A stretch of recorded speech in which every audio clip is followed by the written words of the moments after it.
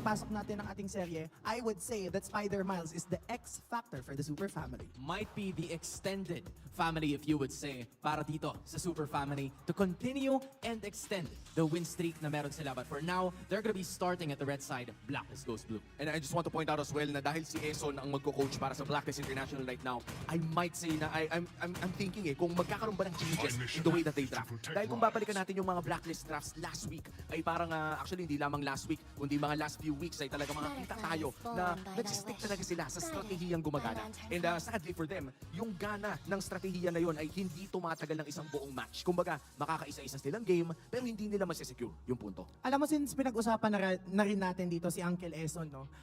Masasabi natin na I think, nung nakaraan nating nakita yung Blacklist International, they've always chosen the red side priority. So now na si Eson yung nagko-coach, binago niya, ginusto niyang mapunta sa blue side. And for the game na nakita natin kanina sa unang serye natin, kung sino yung nasa blue side, usually tayo na nanalo. And ulit nating binabanggit yun. Kasi nga naman, binanda yung Roger. And it's ito sa mga first pick kapag nasa blue side ka. So an Edith is a possibility for Blacklist. So, an Edith, ang dami pang ang open na actually yung Hylos tinanggal na rin, no? So the Focus also out. Mga XP laners ngayon in terms of XP lane, as you said, Edith na lang pala talaga yung natitirang maganda dito. Pero may Tirisa pa naman na first pick kanina. But this point, wow, a very early Nolan pick na nagmumula sa Blacklist International. So ngayon, pwedeng maging response ng FNOP na pumili ng either Edith or Ruby because those are wonderful picks, or even the Julian right now that it's open. Alam din natin na malakas gumamit si King Kong ng link ng mga assassin junglers, but then still, alam naman din natin na sobrang flexible ng hero pool ng player na to, so hindi nila kailangan magmadali.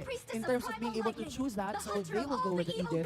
A Ruby is a probability, a Zask is also something they could go for, or the Luyi, that is classic Super Friends. Also going back to the thought process dun sa Nolan, kasi parang mas madalas nga natin siya nakikita na umaangat in terms of the standing. So maybe there's like an idea. If we remember yung ginawa ng TNC Pro Team kanina kung saan pinili nila yung Terizla for the consecutive three-game series na nakita natin. They don't or a lot of teams don't usually do that. Pero kung meron ka talagang game plan, you got to pick that hero for you to work on that composition. And for Blacklist International, no, malalaman pa lang natin kung ano nga ba yung plano nila with this Nolan na early. But with the Harith and the Edith pick already sa side ng Fnatic Onyx, sigurado naman na tayo halos, siguro 80% sure tayo na kay Kenra na mapupunta itong Harith. Pero we do have history na may mga nag-Harith jungle.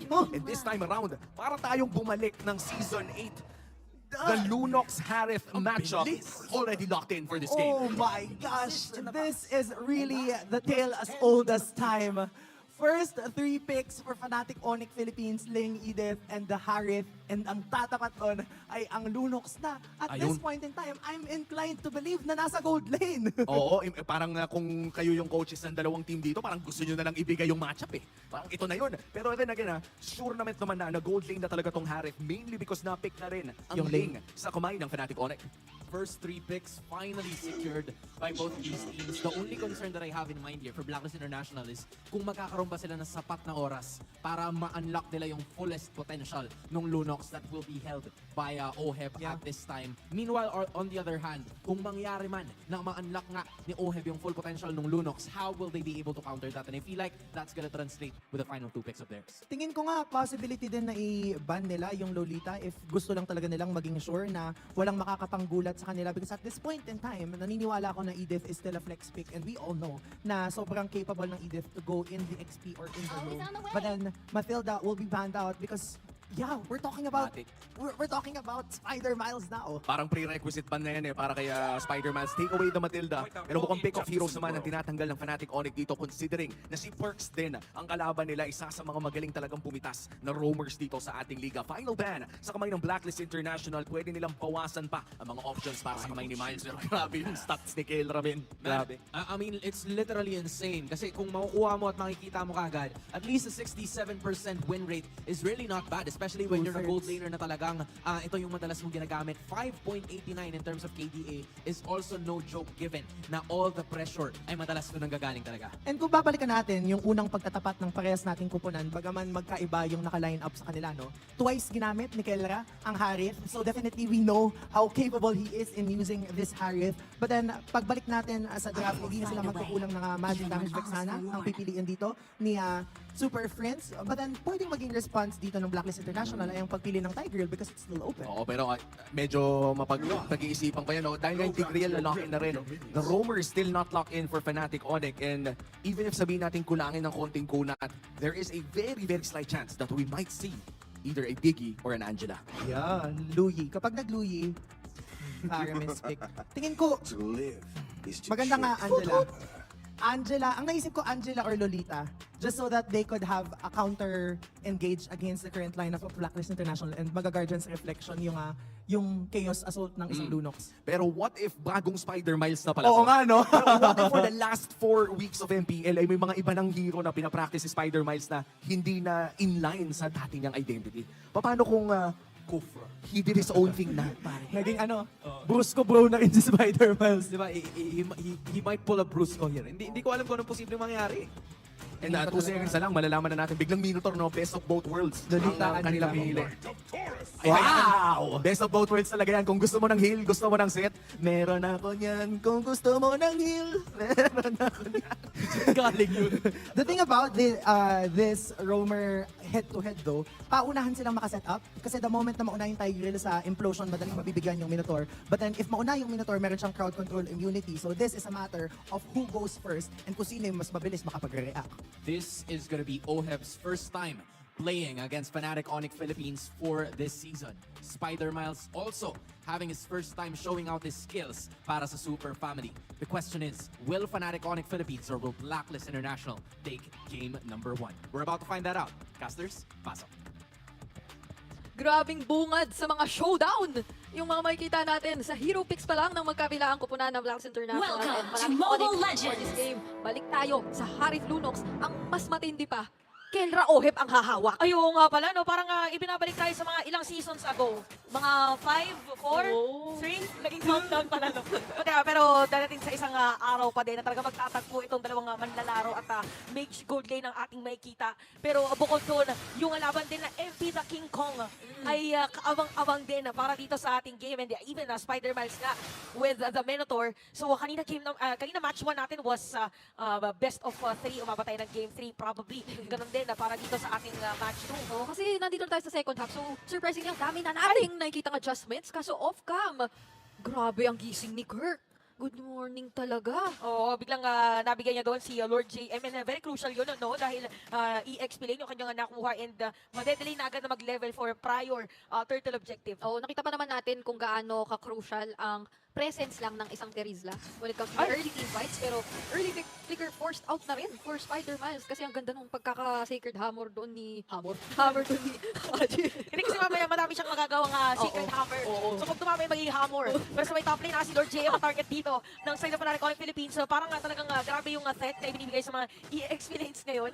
Dahil sila yung isa sa pang-follow up na setup Oo. para makamag-move up yung mga players. Wow! More and more. More hammer yung mga entry natin dito. Pero ito na, teka lang, may nahatak! At may flicker din namang isasagot si Super Prince. So, Maagang flickeran. kumalma ka raw, Brigida. Oo. Turtle muna ang aatabayanan natin muna. Maagang flickeran para dito sa ating mga players. But for Blacklist International, walang sisilip from Fnatic Onyx Philippines. Kaya sila makakakuha ng unang turtle para dito sa ating laban. Oo, tsaka gusto ko silipin yung bottom lane. Tignan mo. Oo, ayan na, nakakayaw. Oo, diba? Grabe, sobrang bilis ng pangyayari. Pati yung cameraman natin, bilis nag-adjust. Kaya nga, isabi kasi natin, turtle lang ang kaganapan kanina. Pero meron na palang mga nagkalabasan ng mga ultimates dito sa bandang bottom lane natin. Pero hindi pa muna mangyayari ang mga rotations natin dyan. Kasi talagang focus sa panggugulo. Etong sina Perks. Pero wait lang, a glimpse of OHEB's mage era throughout his MPLPH career. Ito pa lang si OHEB. 14 times na siyang naglulunok. At meron siyang 57% win rate. Pero wait, wow! Wait lamang! Wait lamang! Sabay sticker ng Blacklist. Doon si OHEB sa may bottom lane. Mamaya natin makikita kasi sa may top lane. Si Lord JM naman yung target nila. That is gonna be the second death para kay Lord JM. Pero bottom lane, babalikan na ni Skelra. Kasama naman din si Spider-Man sa ginamit tayo kanyang Minowan's Fury. So plato lang daw muna ang kukuhanin ng Blacklist. Uy, pero hindi pa yata sila tapos na may implosion play. Ay! Super Friends ang makakuha doon at si Spider-Man yata na kung sasaluhin yung mga sago. Pero may flicker at mabubuhay Ay, pero may Kirk ha, may Kirk Ayun, ha. si Kirk, from top lane downtown, nandito na siya. So far, very aggressive blacklist ang ating nakikita Yes. para dito sa ating game. At malaki yung importansya na doon sila nagro-rotate sa lane din ni Oheb kasi siya yung pipigil mamaya doon sa damage ng maybe ni Super Friends, kahit na kay Spider-Man, or sa lahat na lang ng players dito ng Fnatic Onyx. Oo, pero Lord JM, pang ilang beses na ito na mamamataan siya sa top lane at maging ang Primal Wrath, hindi man nastakan, ginamit na talaga. Oo. Gusto lang nilang kuhain yung kill at pumalag doon sa XP laner ng Blacklist na hindi maganda-gandang tignan ang kanyang 0-3 na standing ngayon kasi isa nga siya sa magiging killers eh. O kumbaga talagang pang tangke at harap ng Blacklist mamaya. Oh, tsaka na dito, kung mapapansin nyo, dahil din doon sa death na yun, ang may movement na lang ni Lord James gonna be being part of this turtle. Tapos naka-flow yung mini-wave ng Fnatic Onyx Philippines. So mamaya, tingnan natin kung masira na yung success fee. Pero ito na yung turtle. Again, nakuha kanina ng Blacklist yung unang turtle natin. Yep. This time around, replicate ba nila? Yung pagsisecure kanina habang kumukuha si Kiko ng kanyang purple buff. Hindi nakatama doon ang penalty zone pero meron pa palang Netherrealm na natitira for Blacklist International pero napakaganda ng implosion. Kaso Turtle mapupunta pa rin kay King Kong at gusto pa rin yata itong ilaban. At si Lord JM ang buhay this time around. But yes, may kita natin din mga magandang set of plays from Blacklist International. Ganun din naman para dito sa Fnatic Onyx Philippines na nagkapalitan. 1-1 ang current score para dito sa ating Turtle. Pero 3-2 naman in terms of hero kills. But after that, dumiretso si Oheb doon sa may bottom lane. Konti na lang sa may pwede sana siya mag-uli pero delikado din eh. Baka biglang mabigyan. Oo, ano to, kailangan ang makita raw natin ngayon ay tansyado at talagang hindi masyadong magiging risky muna na Oheb. Dahil ang ganda na nung kanyang pagkakasimula Ay! sa laban pero ito may natalunan na. At ginamit na nga rin dito yung kanyang Zaman Force. Si Lord JM dito medyo masasaktan. Pero makakatakas pa rin sa ilalim ng kalinga ng kanyang Dore. So grabe, ano may parang ambahan na nangyayari dito sa mga players natin. And the King Kong gusto targeting dito si Oheb. By the way, ginamit yung Red 3 para Ay, slow ay! down. At kamuntikan si King Kong sa moment na yun. Pero parang controlled aggression.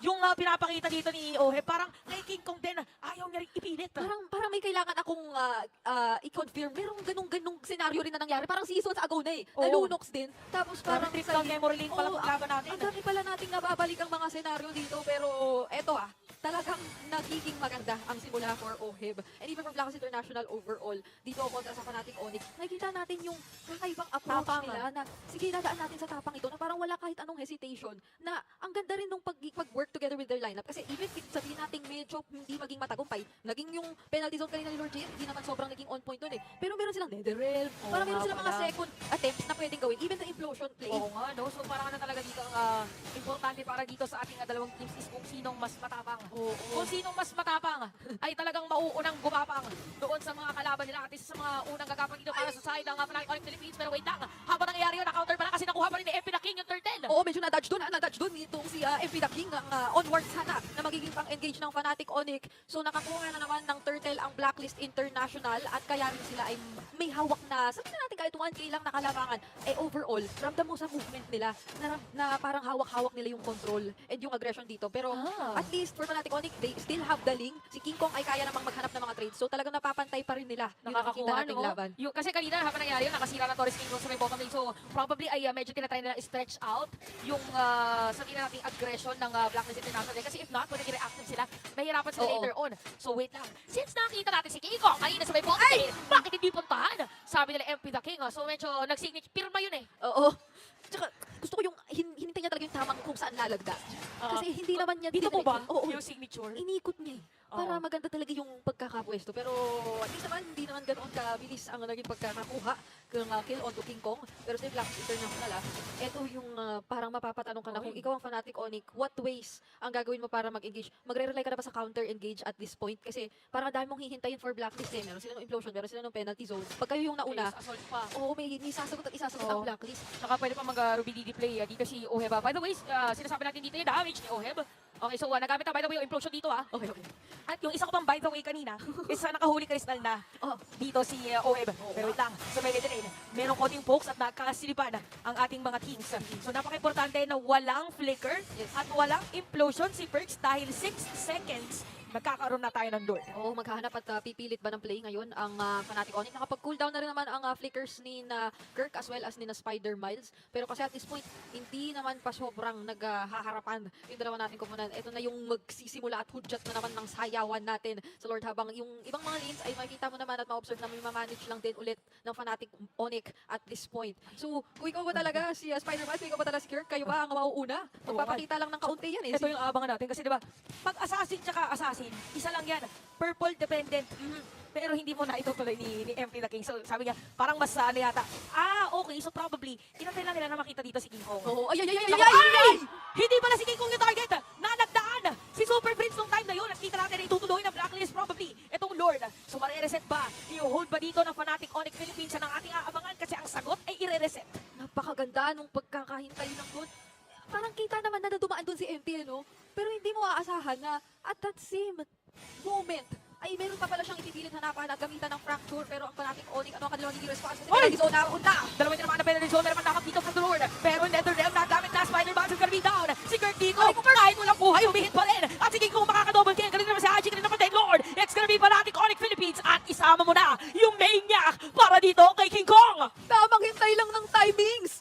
Etong si King Kong. Nakita natin yung kanyang napakagandang pagkakapili ng target na kailangan nating sama-samang balikan sa ating Infinix Instant Replay. Actually, ang daming tumalon-talon doon eh. Oo nga Pero eh. yung isa siguro sa mga nakakagulat na pangyayari ay yung mabilisang pagkakanigate doon sa Netherrealm. Kasi at that moment, for a moment inisip ko talaga na ang Blacklist International magkaka-advantage na sila rito. Kasi medyo nagkaroon na sila ng pampatagal sa laban. Kaso nabura. Tsaka nakita natin pala dun sa ating replay, during the team fight, hindi na reset yung Lord. So parang nakikisama siya sa sali ako. Baka siya rin yung Parang nakabura. nakikihit din siya dito against all the players during that team fight. Pero mas more on squishy kasi yung lineup dito ng Blacklist International. So tingnan natin na biglang nag-swing ang ating economy. Fnatic Onyx Philippines naman ngayon ang may labang at meron silang bit-bit na Lord laban sa Blacklist. Yun lang talaga yung medyo tricky dito for Blacklist International. Yung kapag ka naging off ng onte yung timings, hindi nyo masyadong mararamdaman yung kunat o yung talagang sustain na meron sila apart from the Netherrealm na pag naging off yung timing, talagang magiging kawawa na rito sina Lord JM and sina Perks kapag ka hindi rin nakahanap ng magandang mga setup plays against Fnatic Onyx. Pero now, depensa muna for Blacklist International.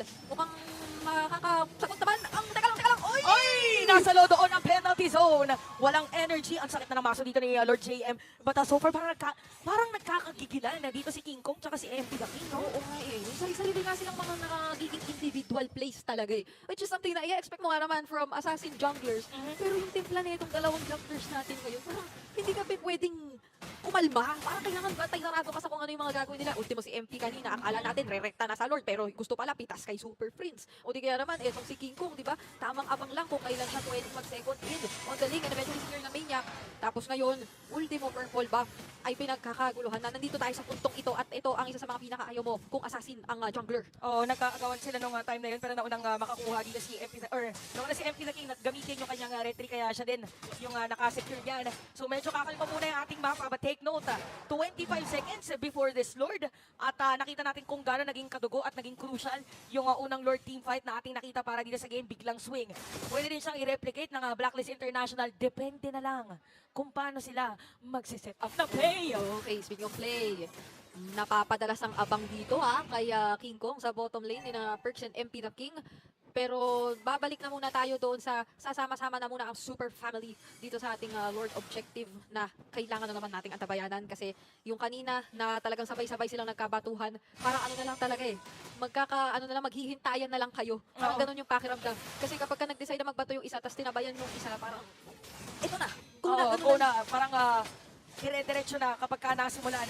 And speaking of, nasimulan na rin dito ng Fnatic Onyx, nireset. Reset daw, binibuild up pa lang eh. Nilitian pa lang. Yung yung bottom lane nga tinitignan ko rin kasi medyo mapadalas na ang ating mga sitwasyon. Pero hindi na, pinintay. Teka lang, pinurtaw na bigla yung Lord. At meron pang NetherRealm para i-decide the Blacklist International, pero si Lord JM ay mamamatay na sa moment na yun. And Fnatic Onyx Philippines, isang iglap lang, na-secure nila yung Lord. Yung akala nating itutuloy lang na i-reset. Ang game plan pala nila is lituhin at diretsuhin. Oo, kasi di ba parang napapatingin nga ako dun sa bottom lane. So parang iniisip ko yung kind of Magde-def response muna, na gagawin dito ng Fnatic Onyx. Pero at the same time, ano lang pala yun. Literal na yung, hindi siya ipopoke mo lang yung Lord na kakalahatiin. Literal na itutuloy na pala dito ng Fnatic Onyx. So napakagandang play ang nakita natin ginawa nila at that moment. And now, mukhang magkakaroon na ng matindi na ng depensa ng mula side ng Blacklist International. May Lord pang kasama ang Fnatic Onyx dito sa bottom lane. At King Kong ito, hindi na magugulat kung meron na naman siyang mga late entry na gagawin mamaya. Tsaka very unpredictable kasi pag sa isang sa ibang way, magagaling yung isang assassin. So, masira na yung Torre dito sa may bottom lane. Devil of Blades! Para kay King Kong at babalikan eh. May hit lang doon ng turret. Pero masira pa rin yata yung Torre dito sa may bottom lane na madedefensaan ng Blacklist. Nagamit na rin yung Zaman Force ni Kenra. So, reset muna. Reset muna ulit para sa ating dalawang kupunan. Kamuntikan sana yung one-on-one na naman ni MP tsaka ni King Kong eh. Kaso medyo napabilis na rin ang reaction time at hindi naman na pagpatuloy ang one-on-one pick-offs whatsoever dito ng dalawang junglers natin. Pero siyempre kung ikaw ang fanatic Onyx, hawak-hawak mo na yung ganitong kalamangan ulit at ganito na kalawak ang control mo sa mapa. Gustuhin mo na lang muna na ingatan talaga ang mga sitwasyon. Ang siguro, pagka ikaw ang Blacklist International dito, parang kakapitan mo na lang din talaga yung isang napakagandang bato ng Chaos Assault na magmumula kay Oheb. Na yung parang requirements doon ay hindi rin siya ang mapipinpoint na tao or bibigyan ng atensyon ng fanatic Onyx. Na kaya rin naman nilang gawin, basta matayin nila na maigi yung mga pasok. Sobrang true kasi siya yung pinakapagkukuhanan ng damage dito and probably pwede siguro isabay with penalty zone na pwede siya mag-BDD tas diretso na kill para dito sa rest of the players of Blacklist International. Ganun din actually para sa Fnatic Onyx Philippines eh. Parang ganun somehow dependent din yung heroes dito both for Oheb and Kenra na kailangan mo muna ng perfect setup, kailangan mo muna ng entry point bago nila magawa yung kanilang mga specific ultimates. Tsaka kasi isa lang naman din ang naka-purify eh, sa dalawang teams natin. I mean syempre Oheb ay may light ultimate naman din siya. Pero all the more para dito sa Fnatic Onyx, sabihin natin isang magandang implosion penalty zone combo talaga. Pero ang maganda rin kasi sa Fnatic Onyx ay hindi pinapakita kay Perks and kay Lord JM yung magandang formation na papabor sa kanila na gawin yun. Kasi very all over the place in a good way. Dito yung nakikita natin kung napagpepwesto mula sa Fnatic Onyx. So tingnan na naman natin dito sa paparating na Lord Objective ang magiging takbo ng laro kasi sinisimulan ulit siya ng Fnatic Onyx at medyo nakakalahati na surprisingly. Take note na meron mga flickers dito or complete lahat ng mga spells ng ating mga players. So nagkakantayan na to parang inaalam mo na ano kaya ang nasa takbo ng isip ng aking katapat na role. Papasok na ba to anytime? Kasi hindi pa rin binibitawan ng Fnatic Onyx Philippines dito yung Lord at parang nag-aantay na lang sila ng isang pag-down. Sige ka makakakuha dito ng Lord at dediretso doon yung knock-up pero napakita implosion para kay Perks. Ginamit na rin yung Nether Realm at habang nangyayari yun, nagkakaroon na dito ng chance si Oheb na makag-free hit. Ginamit na rin dito yung Wither Crown pero si Haji laban sa dalawa. Hinabol na rin siya dito ni King Kong at si Perks at si Oheb na lang ang natitira pero mabuhay din agad si Haji dahil nga pala paramis siya. Teka lang, mahay! Ang payata yung mga nagre-recall na members ng Blacklist International. Oheb tumatakbo pero lalaban pa pala. Gusto pa niyang kumuha ng bawi pero si King Kong sa may base! Hindi natin alam kung kanino camera ba natitingin pero si King Kong ay dito ka sa base para tapusin ang laban at game number 1.